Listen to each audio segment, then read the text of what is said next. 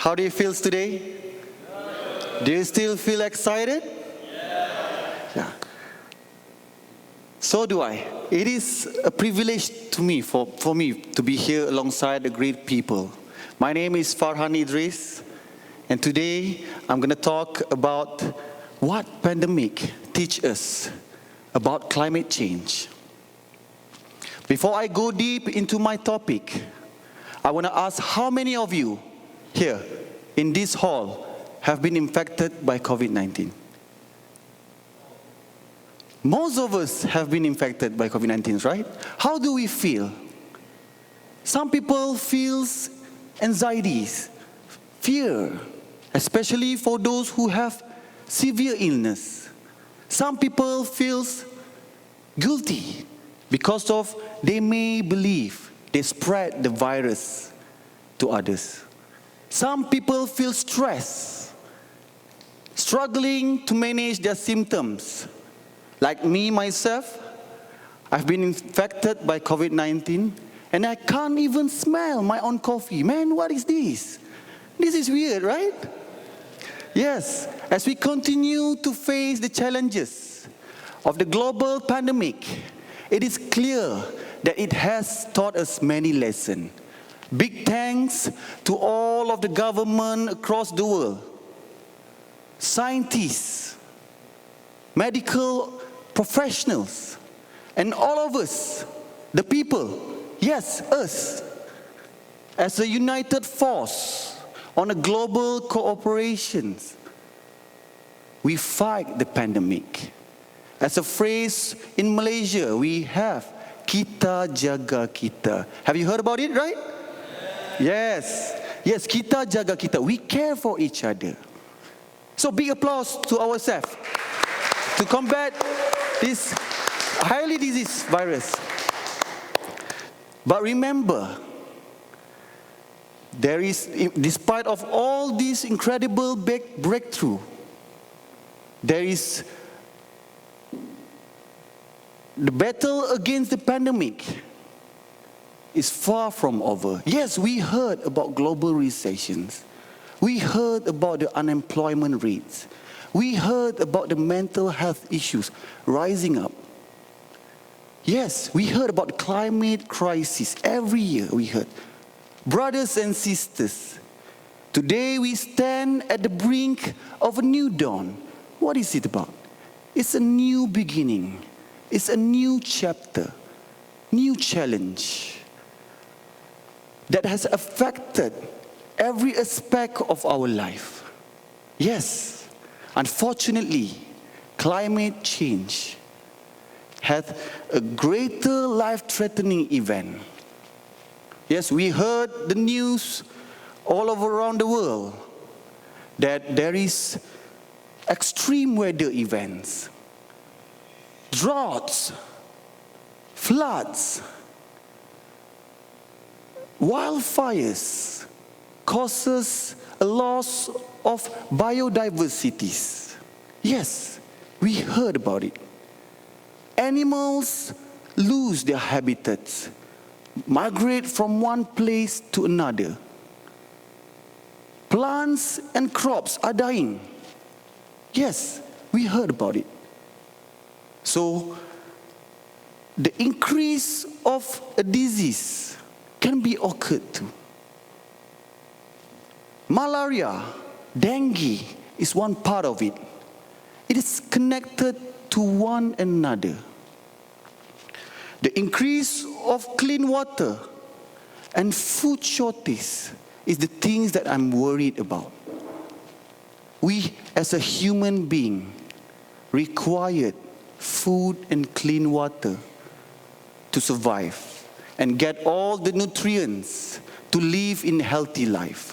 Overall, climate change gave us a lot of impacts in the futures and human societies. It is important for us to take actions to address these threats and mitigate the impact of climate change. I would like to explain some of my recent experience.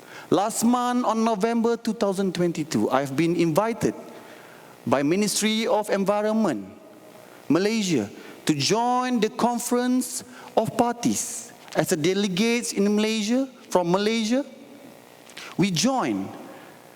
And it is a key event from United Nations that gather all the world leaders, scientists, and a lot of NGOs out there. It is a significant progress made by the countries to discuss and to make a new commitment to address the climate change by reducing our greenhouse gas emissions and adapt to the impact of climate change. It is expected that the conference will result in significant progress to achieve the Paris Agreement by lowering down the global warming rates below 1.5 degrees Celsius. Yes, we heard about the governments, about the businesses all around the world have the sustainable development goals, environmental, social, and governance. So the question is, what pandemic teach us as an individual to tackle the climate change? The pandemic has shown us that we are capable of coming together, making sacrifice, as a sense of urgencies that we made on the pandemic itself. As a global cooperations, we have the responsibilities. We have all those wearing the face mask, having your sanitizers, right? Let's us doing the same way, the sense of urgencies to address the climate crisis. Together, like the pandemic, we have the knowledge and the technology. We have the data to tackle the climate change. We know what needs to be done, and we have the tools to do it. But this will not be easy. Need to make significant changes to the way we live right now. And one point that I would like to highlight as a individual's responsibilities, we need to reduce our greenhouse gas emissions. Not just the government, not just the businesses. We as the individuals also need to support the governments to reach the sustainable development goal. You need to change the way we live, change the electrical appliances in your house to more saving efficiency. And also, segregate your waste. Don't waste your water, right? Some people shower for 30 minutes. What is that, right? It's not normal. Some people let the house's electricity gone overnight without having in the house. It's a waste. Second, I would like to talk about reduce, recycles, and reuse. Do you know our landfill problem? Governments spend billions to tackle, to lower down our landfill problems. Landfills produce one of the most potent gas, and it's very harmful.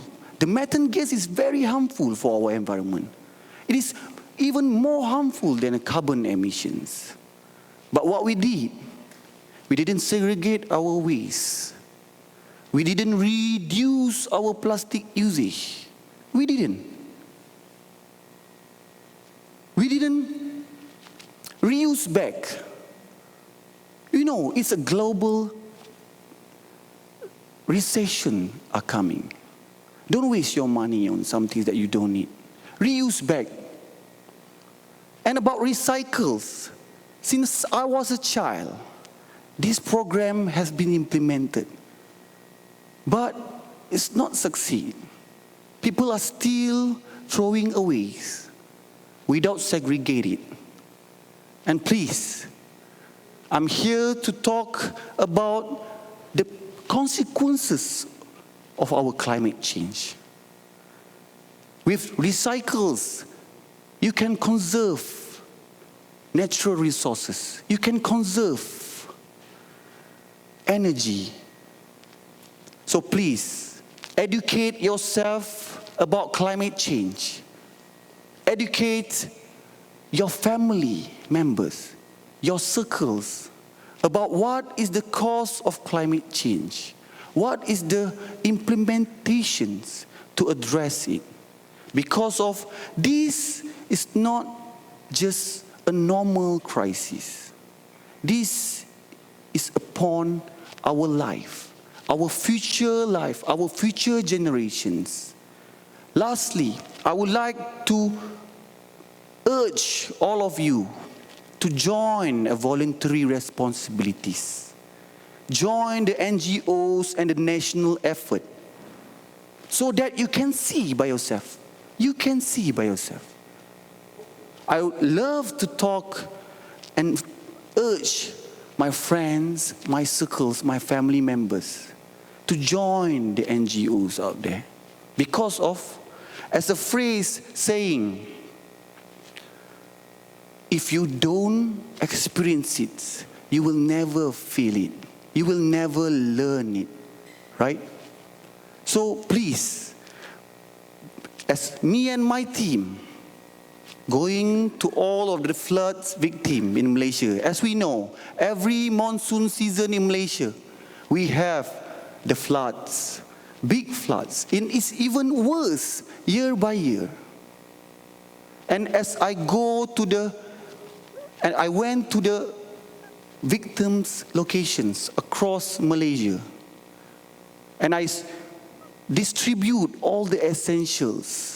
I've seen hundreds of houses, even thousands of houses are broken into pieces. As I see on their eyes, the tearful face, it is so sad because of they lost everything. And when I send the essential stuff, they are desperately take from me. All the blanket, the towels, even they are begged for clean water to save what else remaining in the house. So it is really important because of overall climate change. If we don't address it every year, it will get worse by worse. And we should know that our life and our future generations depends on it. I would like to have my child, my future generations, to live in peace. And I believe so do you, right? Right? You want your future generations to live peacefully. As we can go to Bali, we can go to UK, London. But how about 10 years from now? As we can see, the climate crisis is so bad. So I urge all of you guys to educate, get to know more about climate change and how the causes of it, and try to implementing our daily lifestyle to be more sustainable. It's not just on the government, it's not just on the businesses that need to follow the regulations. It has to be on individuals because we are the masses number, right? So please consider this and educate yourself because of our life depends on it. Our future generation depends on it. And that's all for my speech today. And it's a privilege for me to be here with all of the great people. Thank you.